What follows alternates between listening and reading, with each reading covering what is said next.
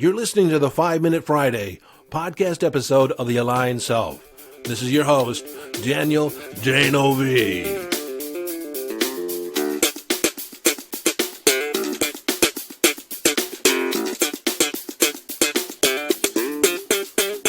Okay, 5-Minute Friday, a short and concise podcast episode of The Aligned Self designed to leave you with a question, an idea, a strategy, a tip, a hack, in order to give you greater access to your conscious awareness, evolving your conscious awareness, or give you greater mastery over your mind. Hello, friend, and welcome back. In this episode, I'm going to talk about the fastest way to shift your emotions. You see, virtually everything you do, everything that you buy, everything that you think about buying, or think about doing, the goals that you throw off in the future, are all designed to shift your feelings, shift your emotions, because you think on a fundamental level that you will feel better as a result of doing, having, or getting the object of your desire. People travel, go on shopping sprees, go gambling, drink alcohol, take drugs, engage in sex, eat food, all in the attempt to shift their emotions, to feed their emotions, hopefully to a better feeling or a pleasant feeling emotion. Now, these vices or activities by themselves aren't necessarily bad, but if we rely on them as our only method of shifting our emotions into a better feeling state, then they can lead to addictive behavior. The purpose of this episode is to give you some techniques and some tools that you can utilize in shifting your emotions without engaging in these external events. So let me begin talking about the psychosomatic loop. Psycho meaning mind, somatic meaning body. Loosely defined, you can say that how you use your mind affects the body, and how you use the body affects the mind. Put another way, what you think about can lead you to a feeling state or an emotion state. You can recall up memories from the past that are not so pleasant and, in short order, feel not so wonderful. By the same token, you can think about someone you love or something you really appreciate and just connect to that appreciation and thankfulness, and you can call up that feeling of joy without even engaging in the activity, without them even being present. How you feel is the caboose on the end of your train of thought. Coming back the other way, how you use your body will change how you feel, will begin changing your thinking. How you move your body will begin changing your biochemistry, which consequently change the thoughts that you have available.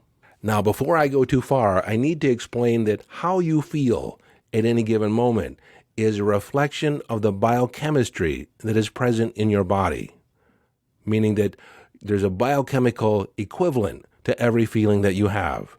The biochemistry of joy is completely different than the biochemistry of stress or fear.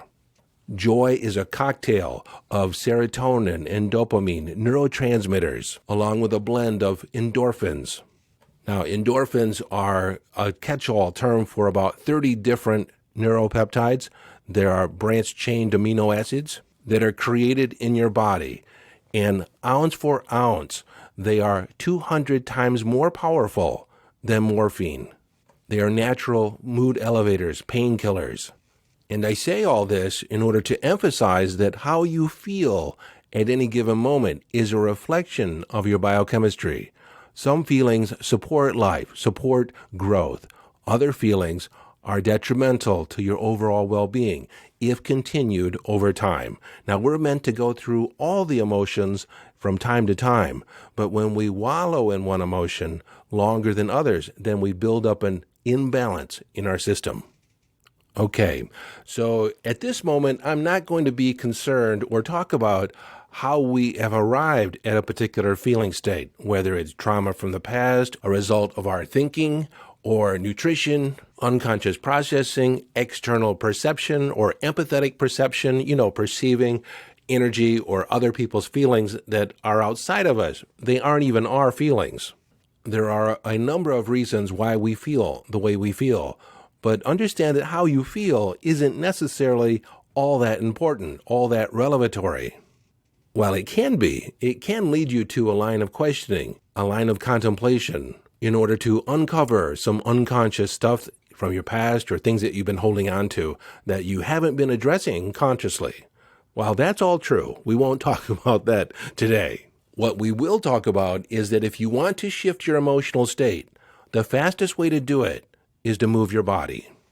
Remember, we have the psychic soma loop. How you use your mind affects the body. How you use the body affects the mind. The animal aspect of you, your body, will take precedence over your mind because it is concerned with mobility. It is concerned with survival. It is concerned with surviving in your environment. So if you move a particular way, your body will support that movement through biochemistry by activating and generating the biochemistry that is going to continue and support that movement through time and space. Now, there are certain movements that are associated with feeling good. Smiling is one of them. You have 43 muscles in the face, and you use 17 of them when you smile. And when you smile, you actually activate the biochemistry to support the smiling. You release dopamine and endorphins and serotonin into your system.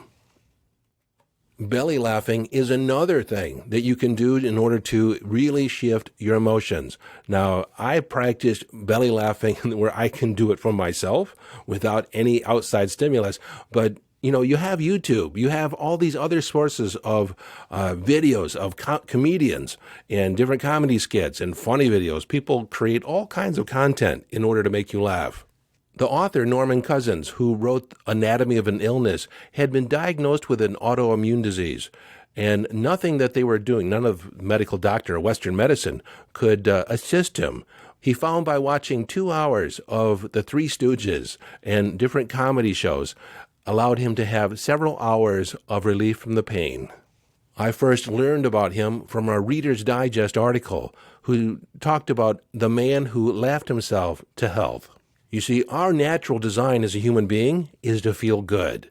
When we feel good, when we feel joyful, it supports our biochemistry, it supports life, it supports healing. And it is also the perfect state in order to manifest from. So if you want a list of different activities that you can engage in order to shift your emotional well-being into a high vibe state, I've prepared a list just for you. You can receive that at yesdaniel.com/43. That's the episode number. That's yesdaniel.com/43. And you'll get a whole list of things. But to give you a shortcut right here and now, just think of the activity that would be congruent or in alignment with the feeling state that you want to feel. For instance, if you want to feel depressed, begin slouching your shoulders. Sit and kind of lean back in your chair and just slouch, or standing up. And then look down. Look down with the head tilt, like a 45-degree angle down. You know what depression feels like. It's like, oh no. And if you think about looking at your smartphone, where is your smartphone placed? Where do you position your head? What is the emotion you typically feel? It's a balance between feeling somewhat depressed or unexcited, and then you get the jolt of dopamine from getting an email or finding likes or finding something you like online. So using your smartphone or your device absent-mindedly becomes an interplay of emotion, a seesaw effect of feeling bad and then feeling good. No wonder it's somewhat addictive. And you know that if you want to feel sick, there are particular ways you move your body. Like you think of, how does someone move? How does someone look when they are feeling sick? The eyes are droopy, the shoulders are rounded again, breathing is shallow. You're definitely not smiling. You kind of have a frown on your face, a pained grimace on your face, more than likely. So by contrast, if you want to feel great, if you want to feel excited, act as if you're excited. You can clap your hands and raise your hands over your head. Sometimes I yell, yes, okay.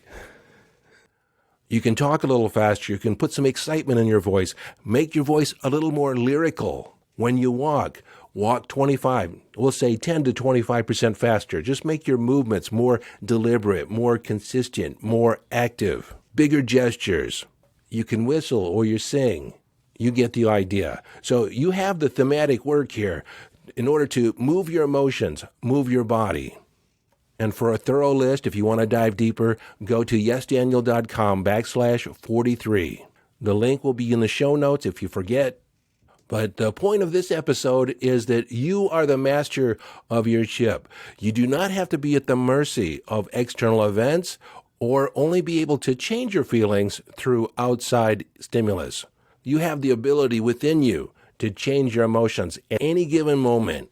If you do not like the way you're feeling right now, it only takes 1 to 5 minutes to begin shifting your state. That's almost instantaneous. So this has been your 5-Minute Friday with Daniel Denovi. And until next time, follow your bliss and live the epic life.